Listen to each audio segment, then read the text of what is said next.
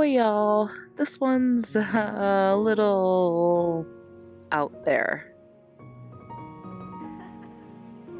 So once again, I was having a hard time deciding what to do for this, but I knew I wanted to take full advantage of the brush tip I get to work with today, so I decided water. It's flowy, it's light blue, or it can be, and it has a lot of varying lines in it. But what about water? Well, eventually I settled on a horse because I thought of a water horse. Well, okay, not a water horse, not like a kelpie or something. Though I have drawn one of those on this channel before. I mean like the actual shape of a horse made out of water.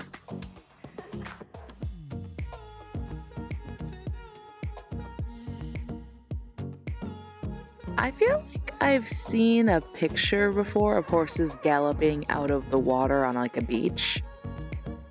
And I mean, of course, there's that scene from the Fellowship of the Ring, so that's sort of what I had in my head. But yeah, so I went back and forth with this one. It's the first picture this month that I haven't used any black at all.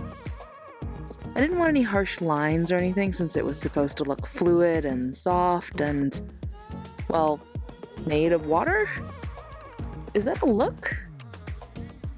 I hope it's a look since that's what I was sort of going for.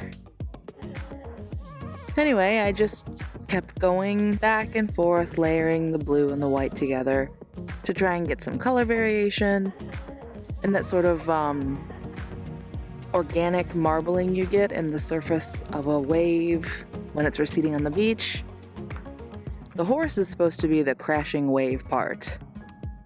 And, yeah, I don't know how well that translated, honestly.